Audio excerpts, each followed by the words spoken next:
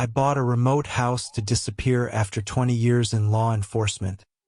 But a fake HOA president with a clipboard and a lie nearly stole everything. This isn't just a story about harassment. It's about how far one woman went to take what was never hers. I just wanted some peace. So when I found an old stone and brick house tucked away on 12 wooded acres in the hills outside Marlow Ridge, I didn't think twice. Bought it in cash, finalized the deed, changed my mailing address, and never looked back. First, it was exactly what I needed. Cool mornings with farm rolling through the pines. Slow evenings on the porch with a mug of black coffee and the occasional fox cutting across the driveway. I fixed what needed fixing, left the rest to time, and told myself this place was finally mine. No noise, no drama, no neighbors peeking through blinds. But peace, it turns out, is a fragile thing, and it shattered about 2 months in right around the time I found a glossy brochure folded neatly under the latch on my gate. Welcome to the Marlow Ridge Estates HOA. It said in gold embossed letters inside pages of absurd rules. Approved lawn ornament dimensions. Maximum bin height. Mandatory mailbox color. I laughed. Genuinely laughed. My house wasn't even in Marlow Ridge. That whole subdivision was a good half-mile downhill with its symmetrical cul-de-sacs and fake colonial charm. I figured someone had left it by mistake and tossed it in the recycling. Then she arrived.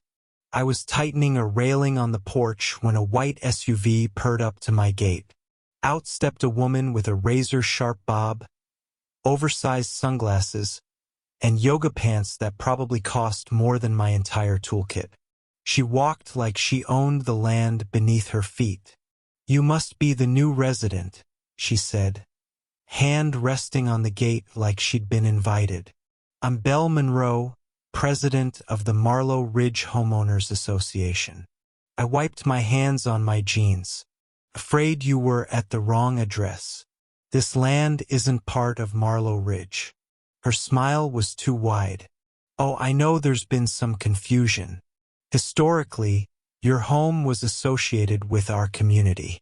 We're just working to reinstate it in the registry. It's better for everyone." I blinked. "Nope.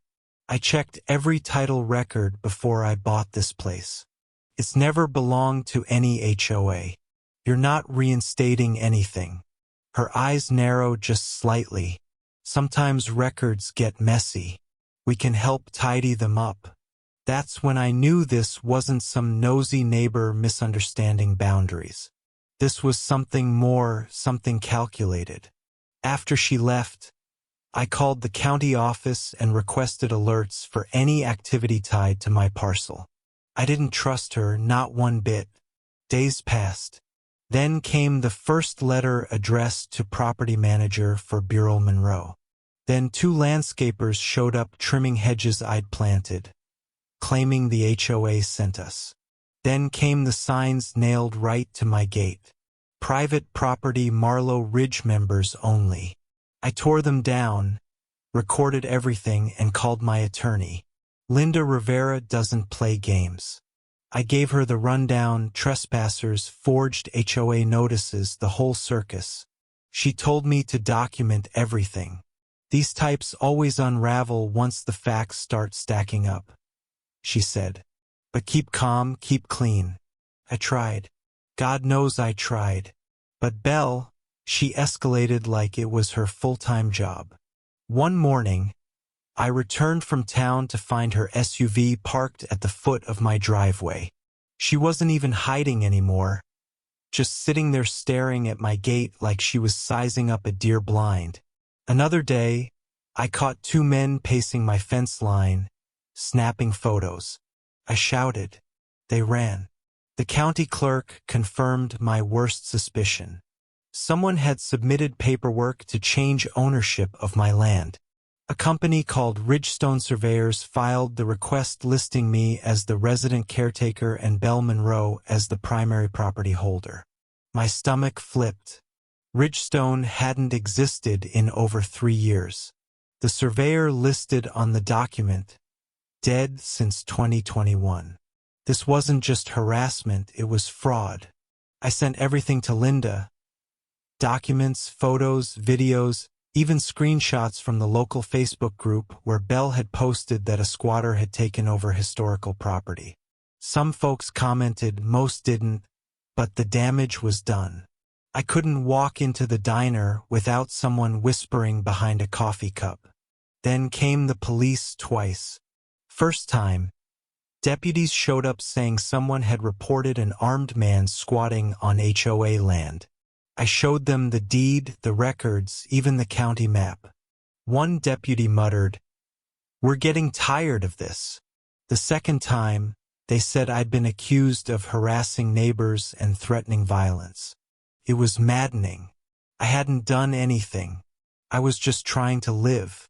The tipping point, Saturday morning, I got back from the grocery store and saw my gate wide open, my lock cut clean. On my porch stood Belle, clipboard in hand, giving what looked like a real estate tour to 4 strangers. And this is the original stonework from the 1950s.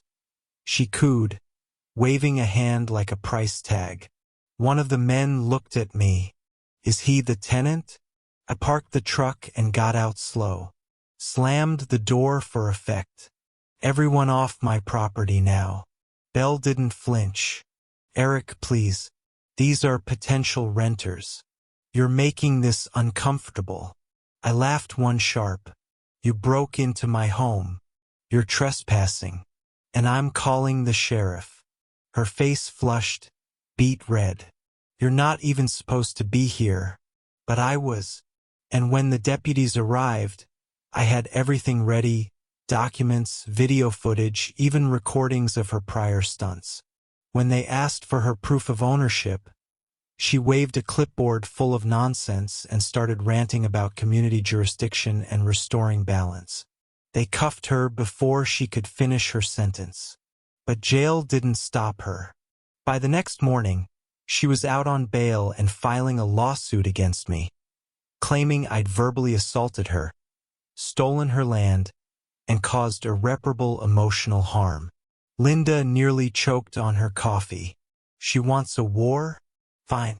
We'll give her one, but legally, and we did.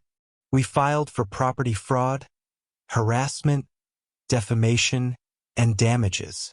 Linda dug into Belle's history, found past attempts to seize land through HOA manipulation.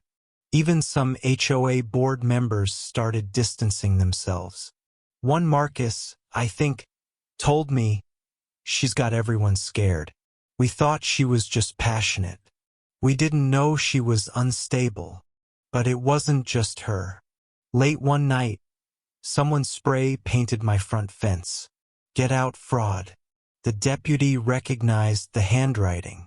It matched Belle's husband, who had a history of pulling stunts for her. Then came the real nail in the coffin. My tech buddy Ryan traced the fake document submissions. All came from Belle's home IP. Even the dead surveyor's name was pulled from a cached obituary page she'd accessed. In court, she came in wearing white, smiling like she was auditioning for a TV show. Her lawyer, some slick kid straight from law school, tried to spin it all as a misunderstanding. Linda tore it to pieces. When the judge saw the digital trail, his tone changed fast. Her request to seize ownership, denied. Her fake filings, flagged for criminal investigation. The HOA board, they voted to remove her within days. I heard she screamed, threw a chair, had to be escorted out by police.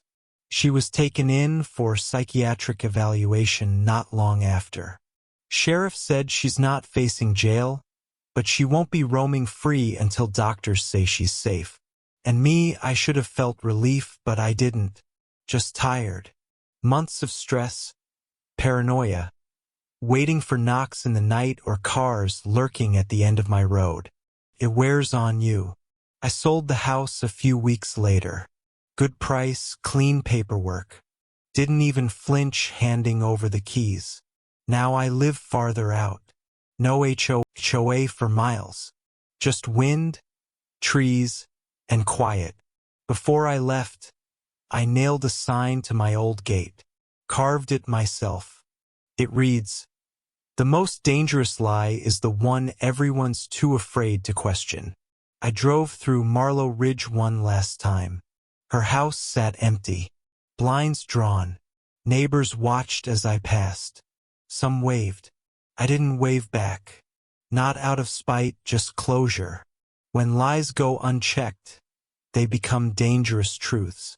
If this story made you pause, please subscribe to Kindness Corner, and share it with someone who needs to hear that standing your ground, even in silence, can be a form of justice. And now I ask you, what would you have done in my shoes? Drop your answer in the comments. We read every one.